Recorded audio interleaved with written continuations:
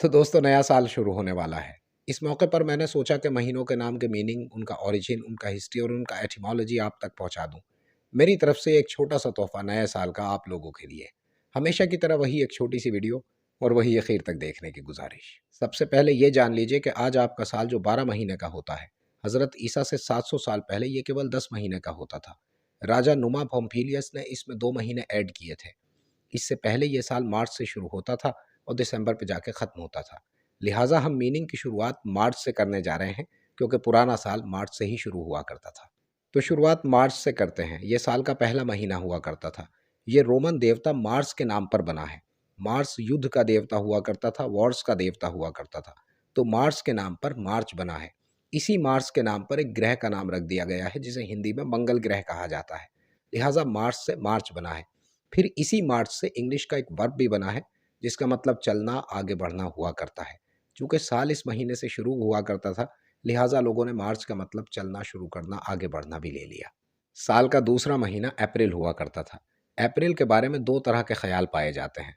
पहला ये कि ये लैटिन वर्ब अपेयर से बना है, जिसका मतलब होता है टू ब्लॉसम, फूलों का खिलना, बहार का आना, बसंत का आना। ये बात लॉजिकल लगती है। दूसरी राय यह है कि ये ग्रीक देवी अफोरडाइट या अफोरडीटे से बना है। चूंकि वो खूबसूरती की देवी थी, लिहाजा ये बात भी सही लगती है।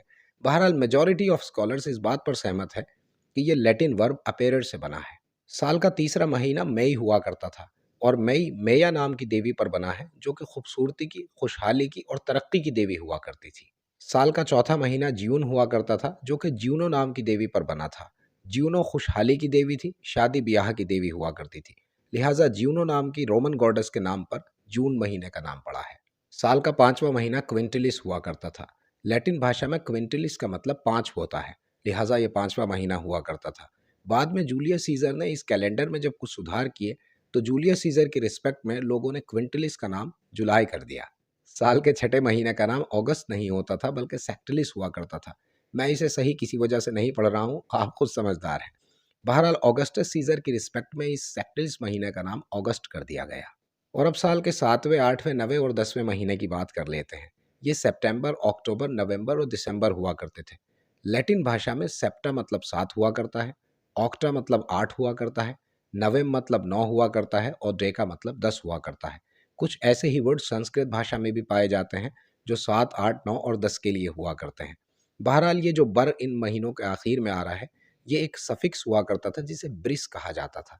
जिस तरह आज आप 7 के आगे टीएच लगाते हैं और सेवंथ कर देते हैं, 8 के आगे टीएच लगाते हैं और एट्थ कर देते हैं, उसी तरह लोग पहले सेप्ट के आगे बर लगाते थे और इसे 7वां कहा करते थे। ऑक्टा के आगे बर लगाते थे और इसे 8वां कहा करते थे। नवम के आगे भी बर लगाते थे और इसे 9वां कहा करते थे। और दिसंबर के आगे भी बर लगाते थे और इसे 10वां कहा करते थे।